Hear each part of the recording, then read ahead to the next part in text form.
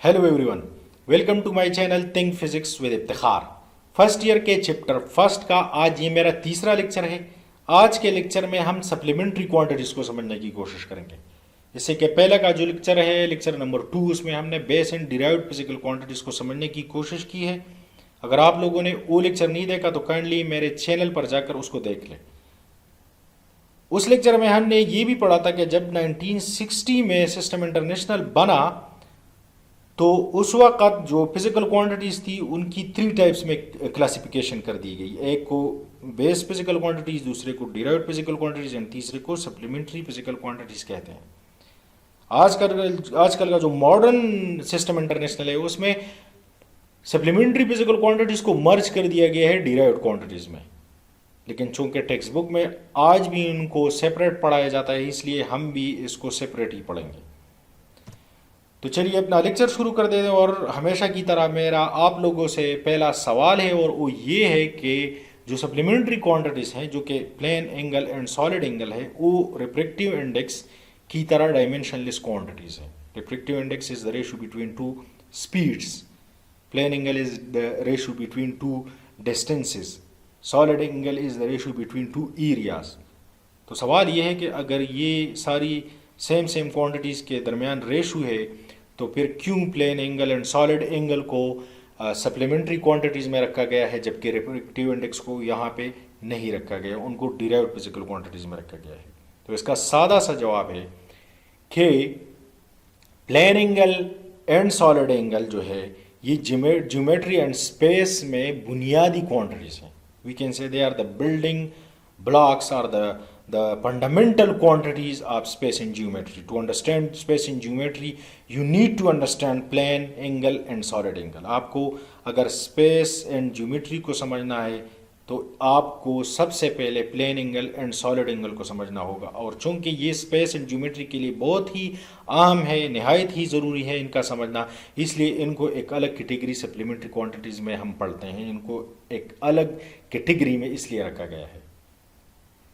ये refractive index की तरह सिर्फ न्यूमेरिकल रेशो नहीं है बल्कि ये एक ख़ास चीज़ को इम्प्लाई करता है। ये एक इम्पॉर्टेंट चीज़ को जो है ना डिस्क्राइब करता है, जैसे कि रोटेशन या ओरिएंटेशन एंगल वगैरह, इन तमाम चीज़ों को प्लेन एंड सॉलिड एंगल बयान करता है, इसलिए इनको अलग कैटेगराइज कर दिया गया है।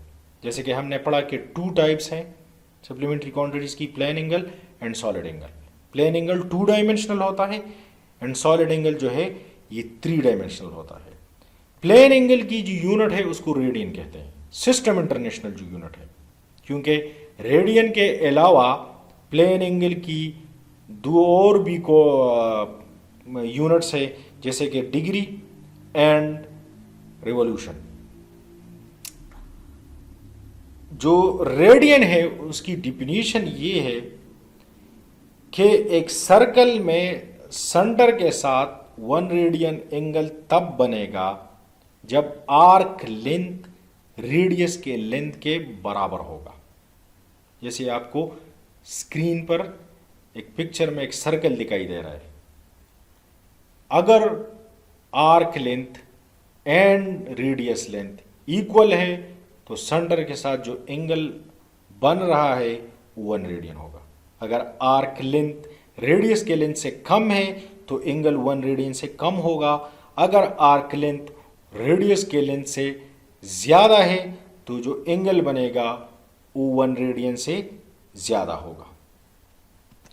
आपको एग्जाम्पल से समझाने की कोशिश कर रहा हूँ। एग्जाम्पल नंबर 1 को देख लें। एग्जाम्पल नंबर 1 में एक सर्कल दिखाई दिया गया है जिसका सेंटर O है, रेडियस R है, 2 पॉइंट्स A एंड B दिखाए गए हैं और 2 पॉइंट्स A एंड B के दरमियान जो डिस्टेंस है उसको हम आर्क कहते हैं।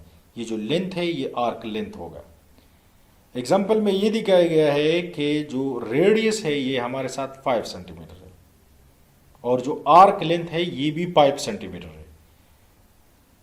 तो स्टूडेंट्स यहाँ पर arc length and radius length जो है ये एक दूसरे के बराबर है। इसका मतलब ये हुआ कि एंगल AOB जो है ये 1 रेडियन के बराबर है। एग्जाम्पल नंबर 2 पर आ जाएं। यहाँ पर हमारे साथ जो रेडियस है वो 5 सेंटीमीटर है, जबकि आर्क लेंथ जो कि डिस्टेंस है बिटवीन ए एंड बी, इसको 10 सेंटीमीटर दिखाई गया है। इसका मतलब ये हुआ कि arc length is equal to 2 times the length of radius.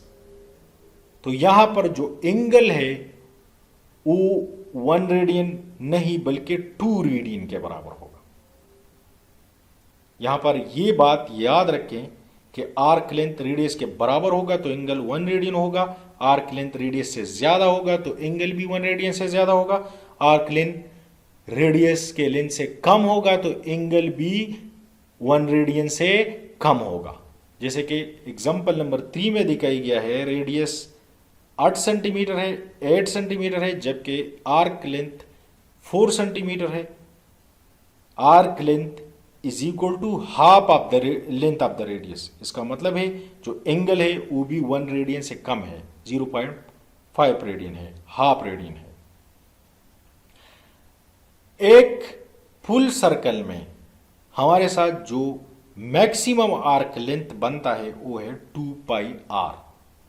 We can say the full arc length in a full circle is 2 pi r. So if we divide 2 pi r divided by r, that becomes 2 pi radian. We can say एक circle में 2 pi radian angles बनते हैं। चूंकि हम ये भी जानते हैं कि एक सर्कल 360 के बराबर होता है, डिग्री के बराबर होता है, और रेडियन में यही सर्कल 2 पाई रेडियन के बराबर होता है। तो we can say 2 pi radian is equal to 360 degree. अगर हमें 1 रेडियन निकालना है तो हम 360 को 2 पाई से डिवाइड कर देते हैं, जो कि 57.3 डिग्री बन जाता है। We can say 1 radian is equal to 57.3 degree. This is very important, ये याद रखने वाली बात है। ये जो एमडीकेट या ईटा वगैरह के टेस्ट है, इसमें अक्सर पूछा भी जाता है कि 1 radian is equal to how many degrees. Student, ये तो हमने पढ़ा रेडियन को। अब हम दूसरे यूनिट जो कि स्टीरेडियन है और ये सॉलिड एंगल का यूनिट है, इसको पढ़ेंगे। सॉलिड एंगल का जो यूनिट है सिस्टम इंटरनेशनल यूनिट, इसको स्टीरेडियन कहते हैं, एंड ये 3 डायमेंशनल एंगल है। सॉलिड एंगल में, सॉरी, प्लेन एंगल में हमने सर्किल की बात की। स्टीरेडियन में 3 डायमेंशनल एंगल में हम स्फेयर की बात करेंगे। यहां पर जिस तरह मैंने पहले भी बताया, it is the ratio between 2 areas. यहां पर स्क्रीन पर आपको 2 पिक्चर दिखाई दे रहे होंगे जो कि स्फेयर है। इनमें कोन लिए गए हैं, कोन के एरिया को आर स्क्वायर से दिखाई दिए गए, जबकि स्फेयर के रेडियस को आर से। अगर हम एक स्फेयर से एक कोन काट कर निकालें तो इसका मतलब ये हुआ कि स्फेयर का कुछ हिस्सा खाली रह जाएगा और उससे एक कोन निकल जाएगा। उस कोन का एक सरफेस एरिया होगा। हम उस कोन के रेडियस को मेजर करेंगे और हम उस कोन के एरिया को मेजर करेंगे। अगर कोन का एरिया रेडियस के स्क्वायर के बराबर होगा तो जो स्फेयर में एंगल बना हुआ है उसको हम 1 स्टीरेडियन कहेंगे। Let me explain this with mathematical values. For example, हमारे साथ एक स्फेयर है जिसका रेडियस जो है वो 3 मीटर है।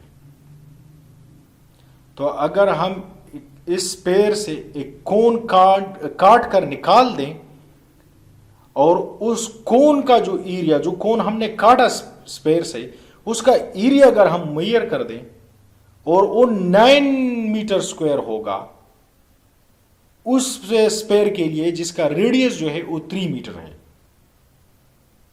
तो जो स्फेयर के अंदर एंगल बना हुआ है वो 1 स्टीरेडियन होगा। इस बात को यहां पर समझें। कोन का एरिया रेडियस के स्क्वायर के बराबर होगा। अगर आपके साथ एक और स्पेयर है जिसका रेडियस जो है वो 4 मीटर है, तो फिर उस स्पेयर से आप जो कोन काटेंगे उस कोन का एरिया 16 मीटर स्क्वायर होना चाहिए, तब उस स्पेयर में जो एंगल बनेगा उस 1 स्टेरेडियन होगा। क्योंकि स्टेरेडियन 1 स्टेरेडियन के लिए शर्त यह है कि जो कोन का एरिया होगा, जो कोन आप उस स्पेयर से काटेंगे, जो कोन आप उस स्पेयर में बनाएंगे, उसका एरिया जो है वो रेडियस के स्क्वायर के बराबर होना चाहिए। चूंकि 1 स्पेयर में जो 1 स्पेयर का टोटल एरिया होता है वो 4 पाई आर स्क्वायर होता है, तो इसमें कितने स्टेरेडियन बनेंगे? तो हम जो हमारा स्पेयर का टोटल एरिया होता है उसको 1 स्टेरेडियन के एरिया से डिवाइड करेंगे। 1 स्टेरेडियन का एरिया आर स्क्वायर है, कंप्लीट स्पेयर का जो एरिया है वो 4 पाई आर स्क्वायर है, तो हम 4 पाई आर स्क्वायर को आर स्क्वायर से डिवाइड करेंगे, तो हमारे साथ जो 1 कंप्लीट स्पेयर में नंबर ऑफ स्टेरेडियन बनेंगे वो आएंगे 4 पाई स्टेरेडियन, विच इज रफली इक्वल टू 12.57 स्टेरेडियन। स्टूडेंट्स, आज ये लेक्चर जो सप्लीमेंट्री क्वांटिटीज थी उनके मुतालिक था। चूँकि जो सॉलिड एंगल है वो एक 3 डायमेंशनल है, स्क्रीन पर उसको दिखाना थोड़ा मुश्किल हो जाता है। होप आपको फिर भी समझ आ गई होगी, लेकिन अगर आपको इसके बावजूद भी कोई आपको समझ नहीं आ रही तो आप मुझसे कमेंट में पूछ सकते हैं, मैं इंशाल्लाह एक्सप्लेन करने की कोशिश करूँगा। मिलते हैं नेक्स्ट लेक्चर में, तब तक के लिए अल्लाह हाफ़िज़।